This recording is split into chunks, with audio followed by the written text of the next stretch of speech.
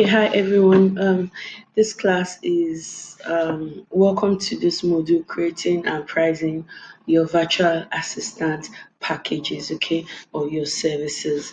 This is one area where I know that a lot of VAs are stuck, and the truth is that there is no one size fits all solution to this. You need to find something that works for you, okay. So basically, we'll begin with a checklist.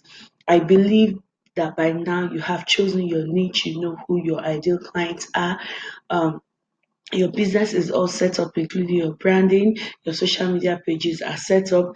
Now, what the heck do I charge and what am I charging for? Okay, so the first thing we're going to do is first and foremost create a package, right? Or packages. Now, the first thing you want to do is identify your services and take your skill level into consideration.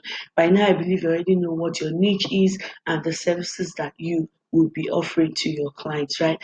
Now it's time to take into consideration your skill level. A lot of people, this is where a lot of people miss it, especially virtual assistants. You come in contact with a VA who charges 60K, 60,000 naira per month for social media management services, and you think you can charge that amount, even though you have never managed a social media page before. It doesn't work like that. You always need to take your skill set into consideration when you are pricing on creating your packages. So the person who is charging 60,000 naira every month for social media management possibly has some skills that you haven't even heard about. And so that is how it works. At the beginning of my career, there were some things I didn't even hear about, that I didn't know about. I started knowing about as my skills grew. Okay, so take your skill set, skill level into consideration. Are you a beginner? Do you have intermediate skills or advanced skills? This will determine what your packages are, um, what you put into your packages, and how much you price um, those packages. Number two is you need to break down your services and itemize every minute detail that goes into delivering that service. So break down your services. If you, for instance, are an administrative support staff, what do you do as an admin staff? Break it down into bits and pieces. So, do you manage email accounts? Do you proofread, transcribe, edit? What exactly do you do? Break it down and itemize every minute details that goes into delivering that service. You cannot just gloss it over. No, every single thing that it takes for you to deliver your service, you need to break it down. Okay, for instance, social media management. In order to manage social media properly, you create content strategy, you curate content, create content, design graphics and templates, upload your content, engage with prospects, respond to DMs, generate reports. These are just a few of the things you do as a social media manager.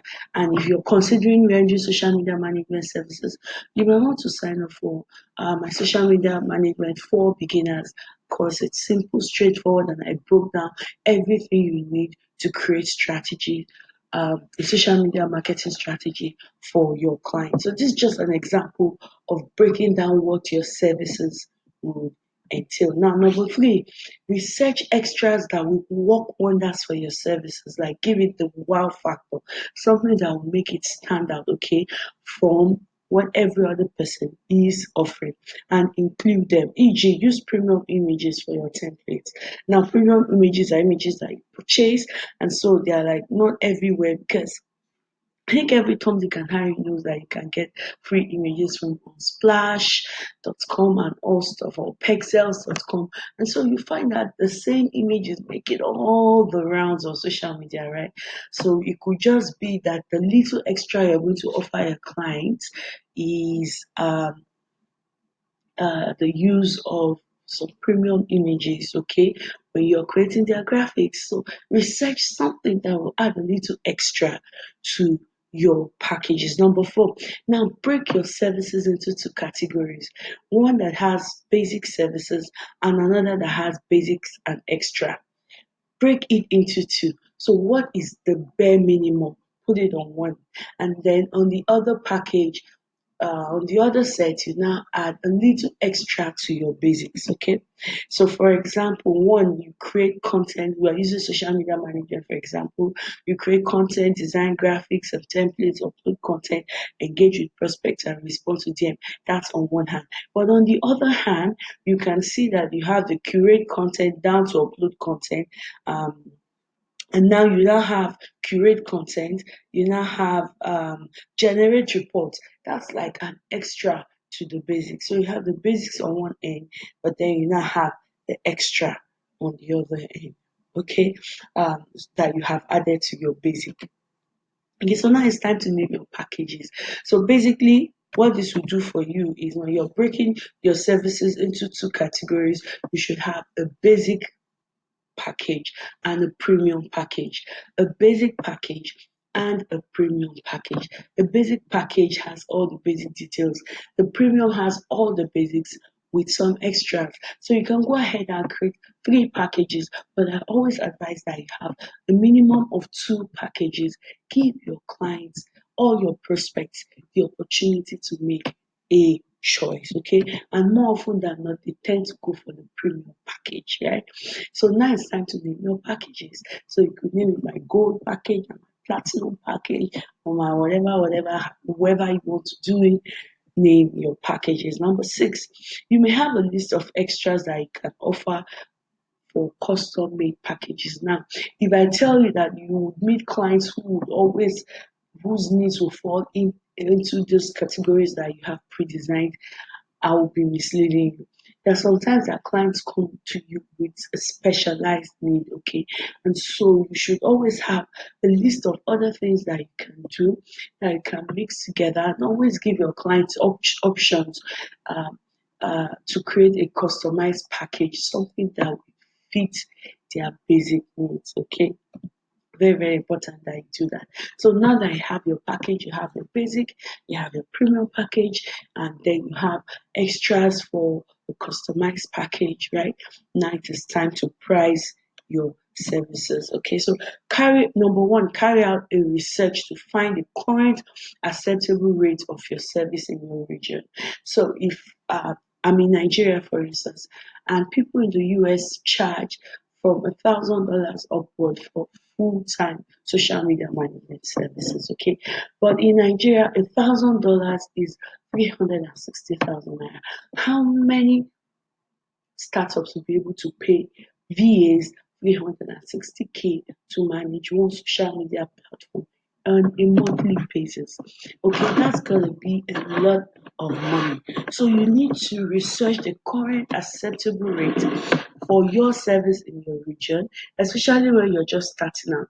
Now, when you begin to, I'm not asking you to take uh the lowest possible, at least have an idea of what happens.